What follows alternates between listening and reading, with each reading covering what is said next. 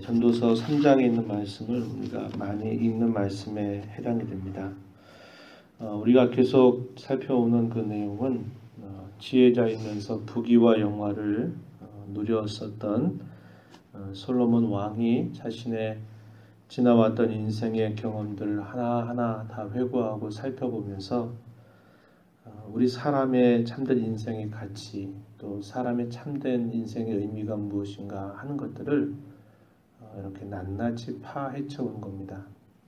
지금도 수많은 사람들은 그 솔로몬이 그토록 찾고자 하였던 그 하나를 얻기 위해서 일생 다하도록 애를 쓰고 노력하고 거기에 마치 무엇이 있는 것이냐, 그것이 마치 우리 인생의 참된 가치인 양 무수하게 많은 사람들은 그걸 지금도 쫓아가고 그걸 이루기 위해서 애를 쓰고 있는 그런 모습을 우리가 보게 되는데, 솔로몬은 그런 모든 일들을 다 경험한 자로서 그것이 인생의 의미가 있는 것이 아니다, 인생의 참된 가치가 그것에 있는 게 아니다 라고 그 모든 인생을 산 선배로서 또 가장 지혜로운 사람으로서 그것을 충고하고 또 권하고 있는 그런 내용들 우리가 보게 됩니다.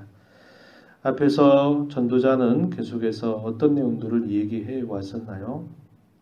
인생 그 자체로서는 참 허망하고 헛되다라는 이야기를 하면서 거기에 그것을 뭔가 채우려고 지혜를 가지고 지식을 가지고 많은 것들을 연구하고 많은 것들을 또 살펴보았지만 오히려 번뇌와 그 고통만 더할 뿐 참으로 그것은 허망한 일이었다 이렇게 말했고, 그가 무엇인가 많은 소유와 또 그 소유 가운데서 자신이 쾌락을 추구하고 거기에 뭔가 참된 기쁨과 즐거움이 있느냐, 그가 많은 것들을 기울여서 그 많은 산업들을 그렇게 넓히고 해서 많은 부를 누렸지만 역시 그건 역시 사람에게 허망한 것에 지나지 않는다, 이런 이야기를 쭉 해온 것입니다.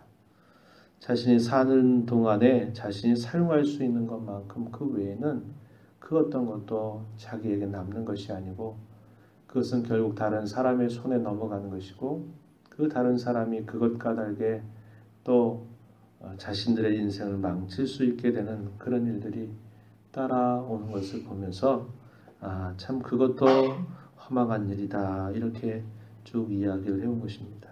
그래서 복잡한 이 세상을 살아가는 그런 사람들 속에 마음속에 끊임없이 추구하고 끊임없이 무엇인가를 이루어가고자 하는 그 모든 일들이 참 허망하고 헛되다라는 이야기를 하는 겁니다. 그 가장 중요한 전제는 뭘까요? 하나님 안에서 발견되지 않는 인생은 그렇다 이 말입니다.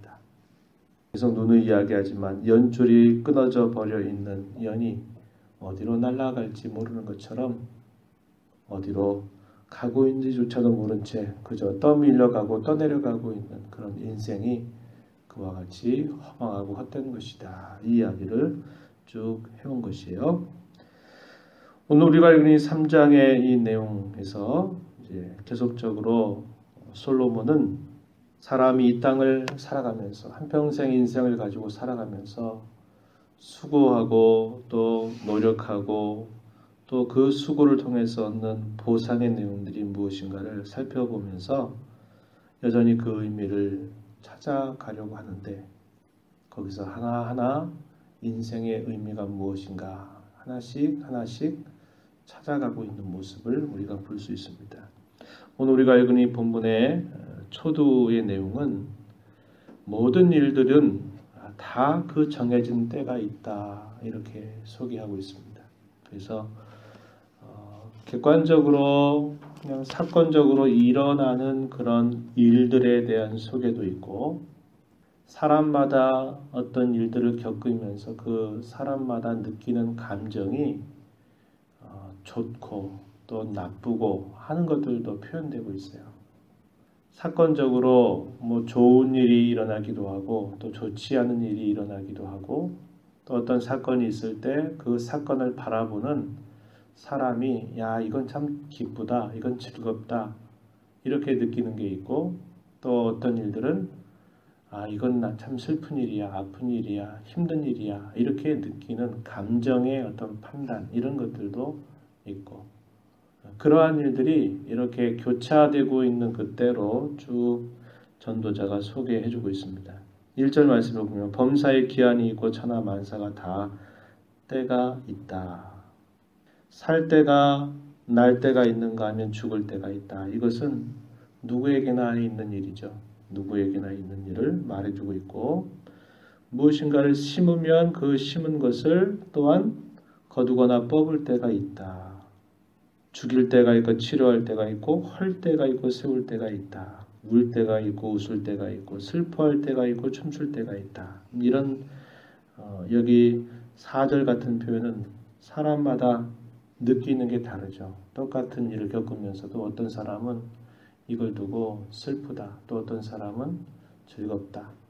이렇게 판단하는, 주관적으로 자신이 판단하는 것이 또 교차하고 있는 것들을 우리가 볼 수 있는 것입니다. 계속적으로 이렇게 대립되고 있는 여러 때들이 있다고 하는 것을 말하면서 인생사 속에서 사람들이 겪게 되는 일들, 그 겪게 되는 일들 속에서 느끼는 희, 비, 즐거움과 슬픔이 교차하고 있는 그 모든 때가 다 있다라고 이렇게 쭉 소개하고 있습니다. 우리는 그 때에 가장 적절하고 그 때에 가장 맞는 행실이 무엇인가를 찾아가는 게 참 쉽지 않다는 거죠. 그때는 우리에게 언제나 감추어져 있는 것이고 우리는 그 때를 정확하게 알 수가 없는 겁니다. 그리고 우리의 상황과 그때의 가장 적절한 행동이나 행실이 무엇인가도 우리가 잘 따라가지 못할 때가 많은 거죠. 적응하지 못하고 우리의 손에서 뭔가 통제될 수 없는, 통제할 수 없는 우리 손 밖에서 끊임없이 일어나고 있는 그 다양한 때들에 대해서 우리는 속수무책처럼 항상 적응하지 못하는 그런 면들을 보이면서 그 주어진 인생 걸음을 걸어가게 된다라는 것을 우리는 생각하게 되는 겁니다. 그러면서 이 모든 때가 결국 누구의 손에 있느냐? 하나님의 손에 달려있다 이렇게 말하고요. 그 모든 것들은 우리가 볼 때는 다 통제불능하고 그에 적절하게 우리가 다 올바른 행실들을 가질 수 없지만은 그러나 그 모든 일들을 하나님께서 그 때를 주관하고 있고 그 때를 그분의 뜻에 따라서 가장 적당하게 하나님은 행하시고 계시다라는 사실을 이야기해주고 있어요. 11절 말씀 한번 보십시오. 하나님이 모든 것을 지으시되 때를 따라 아름답게 하셨다. 이 때를 따라 아름답게 하셨다라는 말은 그 때를 가장 적절하게 때에 맞는 일들을 하나님이 주장하신다는 거죠. 우리는 대개 어떤 생각을 하냐면 하나님이 나를 사랑하시고 하나님이 내 모든 삶을 하나님이 인도하신다고 하는 것을 우리가 믿으면서 항상 초점이 항상 나에게 향해 있어요. 그래서 내가 원하는 것을 하나님이 그분의 섭리 가운데 맞춰주기를 원하는 그런 기대를 늘 가지고 있는 거죠. 내가 원할 때 하나님이 주셨으면 싶고 내가 바랄 때 하나님이 언제나 내가 바라는 것을 준비해 주시면 좋겠고 그래서 항상 그 때를 항상 나를 중심으로 생각하죠. 그러나 하나님은 단순히 나 한 사람만이 아니라 이 인류 전체의 그 모든 사람들의 때를 하나님께서 주관하시면서 전체를 골고루 하나님의 뜻에 따라서 인도해 가신다는 거죠. 그래서 우리가 우리의 어떤 상황을 바라보거나 우리의 인생을 바라볼 때 항상 내가 원하는 어떤 이 시각에 하나님이 다 맞춰주시는 것이 마치 하나님이 나를 사랑하는 것이고 내가 원하는 때에 맞춰주지 않는다면 그것은 하나님이 나를 덜 사랑하시는 거 아닌가 이런 생각을 우리가 해서는 안 되는 것입니다. 하나님이 이 모든 때를 하나님이 주장하시면서 이 모든 때를 통해서 하나님께서 약속하셨던 부분을 이루어 가시고 그 모든 세상 속에 있는 모든 일들의 그 때를 가장 아름답게 때에 맞게 하나님은 그것을 조성하시고 이끌어 가신다라고 하는 것입니다. 우리가 헤아릴 수 없던 어떤 일들이 우리 가운데 일어나면 그 일은 나만을 위한 게 아니라 또 다른 사람의 어떤 유익을 위해서 하나님은 일하실 수 있다는 것을 언제나 기억해야 됩니다. 우리 잘 아는 이야기 있잖아요. 부모님이 있는데 두 자식이 있는데 한 자식은 소금 장수, 비가 오면 소금이 녹으니까 안 되고, 또 한 아들은 우산 장수를 하니까 부모가 어디에 뭘 맞춰줘야 되겠습니까? 좀 비가 많이 왔으면 좋겠다. 그러면 하나들에게는 그날은 장사 안 되는 날이고, 또 날씨가 맑으면 좋겠다 하면 또 하나들에게는 장사가 안 되는 겁니다. 그러니까 그 주어진 때를 하나님께서 그 모든 때를 우리에게 주관하신다는 것을 바라보면서 그 때에 맞는 가장 올바른 행실이 무엇인가를 찾아가는 것이 가장 지혜롭게 살아가는 사람의 모습임을 우리가 기억해야 된다 이 말이죠.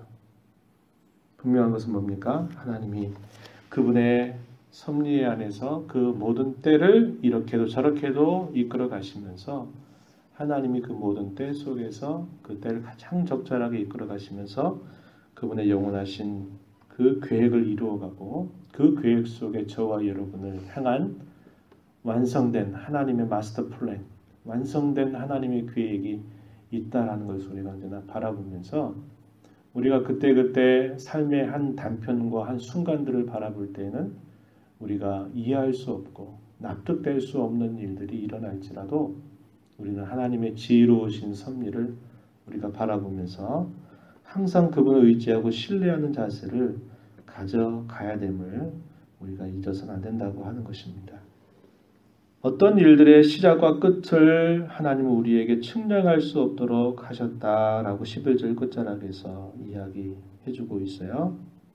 그래서 우리로 하여금 그 하나님을 언제나 신뢰하면서 그 때에 맞는 가장 적절한 지혜를 구하면서 우리가 하나님의 그 원하시는 뜻을 따라 살아가는 것만큼 지혜로운 것은 없다는 겁니다. 12절에 보면 사람들이 사는 동안에 기뻐하며 선을 행하는 것보다 더 나은 것이 없는 줄 내가 알았다. 자기의 인생 속에서 어떤 일들이 일어나는 것 측량할 수 없고 그것을 다 헤아릴 수도 없고 그것은 우리 손바깥에 있는 일이고 할지라도 자기의 주어진 인생을 사는 동안에 기뻐하면서 선을 행하는 것, 그게 뭐냐면 그때에 가장 적절한 하나님의 뜻을 구하면서 하나님의 뜻을 행하는 걸 두고 선이라 이렇게 말하죠. 그때에 맞게 행하는 것보다 더 나은 것이 없는 줄을 내가 알았다. 이렇게 고백하고 있는 겁니다. 그래서 저와 여러분이 우리를 향한 하나님의 마스터 플랜, 그런 분명한 계획을 약속했어요. 모든 것을 합력하여 선을 이루신다 약속하셨고, 하나님 나 한 사람만이 아니라 이 땅에 있는 모든 하나님의 사람들, 그리고 이 땅에 있는 모든 사람들을 향한 하나님의 영원한 계획을 그때에 가장 맞게 이끌어 가시는 분이시다라는 것을 우리가 기억하고 우리의 폭을 넓혀 바라보는 거예요. 넓게 바라보면 보이는데 삶의 단편만 탁탁 끊어서 보면 이게 도대체 무슨 일인지를 우리가 납득할 수 없는 일들이 있는 것처럼, 그런데 우리의 시야를 넓혀서 하나님은 가장 그 때를 아름답게 하시는 분이신 줄 알고 하나님이 그 보여주시는 그 때에 가장 합당한 하나님의 뜻이 뭔가를 찾아서 그 뜻을 즐겨 순종하는 자로 살아가는 복된 삶이 되게 해주옵소서. 지혜를 구하면서 허락하신 우리의 삶을 살아가게 되기를 진심으로 바랍니다. 하나님 아버지 감사합니다. 이 새벽 시간에도 저희들을 불러주셔서 하나님의 은혜 가운데 또 이 하루를 받아 삽니다. 하나님 아버지, 우리의 바깥에 일어나는 수많은 때를 우리가 어떻게 통제할 수 없고 속수무책처럼 어떠한 일들이 일어나는지 우리는 예측할 수 없는 하루하루를 살아갑니다. 그러나 하나님, 이것이 우연히 운명처럼 우리에게 다가오는 것이 아니고 하나님이 그 모든 때를 가장 적절하고 아름답게 하시는 하나님의 섭리 안에서 하나님이 인도해 가시는 줄을 저희가 분명히 믿사오니 우리의 앞길을 알 수 없사오나 하나님이 우리의 때를 가장 아름답게 하실 것을 믿음으로 바라보면서 그 때에 가장 합당한 하나님의 뜻이 무엇인가를 찾아서 그 뜻을 힘써 행하는 일들을 통하여 기뻐하고 즐거워하는 참된 삶을 주 앞에 살아가도록 인도하여 주시옵소서. 은혜의 보호자 앞에 나와서 간구하는 모든 심령들에게 이 시간도 풍성한 은혜를 더해 주셔서 이 하루 동안 더욱 주님과 동행하는 삶을 살게 하여 주시옵소서. 예수님의 귀하신 이름으로 기도하옵나이다. 아멘.